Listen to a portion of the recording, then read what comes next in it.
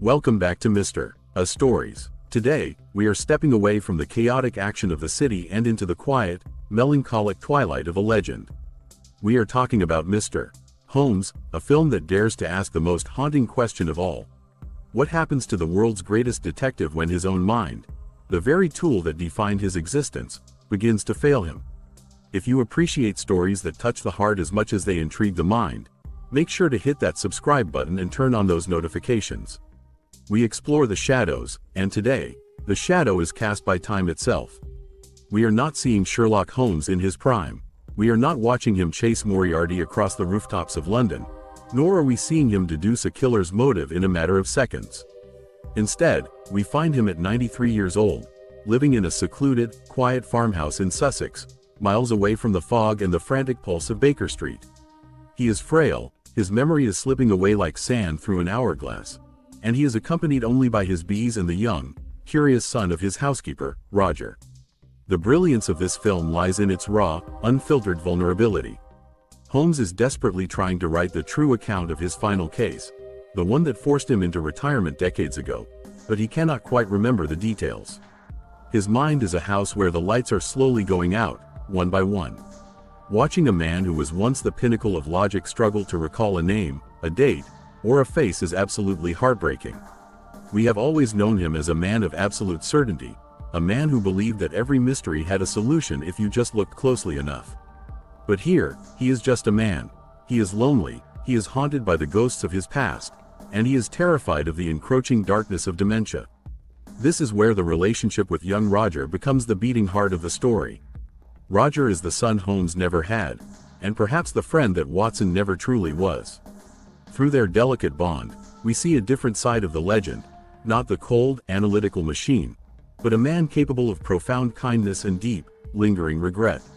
Roger pushes him to solve the ultimate mystery, the mystery of his own life. He doesn't solve it with magnifying glasses or fingerprint powder, but with truth, honesty, and the courage to finally accept forgiveness. The film masterfully weaves together three distinct timelines: the elderly Holmes in the present day, his difficult trip to post-war Japan in search of a rare, healing plant, and the flashback of that tragic, final case. Each timeline reveals a crucial piece of the puzzle. As the layers are peeled back, we realize that the final case wasn't a failure of deduction, it was a failure of the heart. Holmes had encountered a woman whose grief was beyond his clinical understanding. He tried to solve her internal pain like a cold, mathematical equation, and in doing so, he broke her. That single failure, that moment of human disconnection, followed him like a shadow for decades.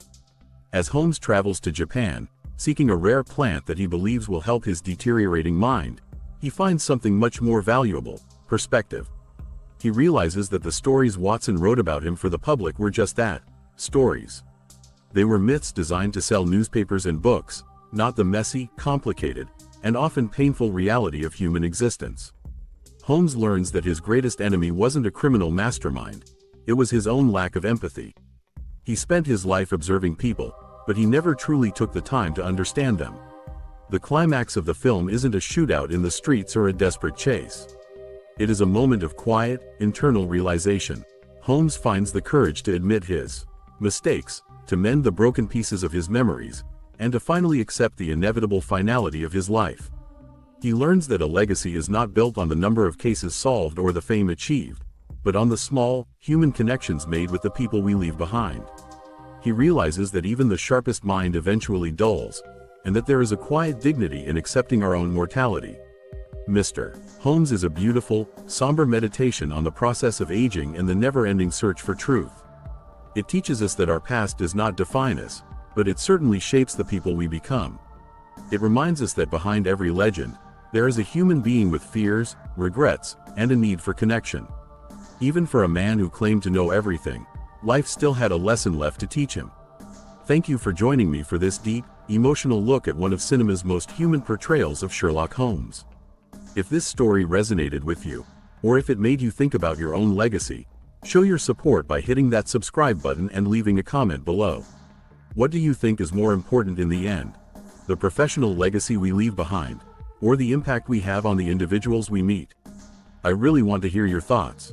Stay safe, keep watching, and I will see you in the next deep dive here on Mr. A Stories.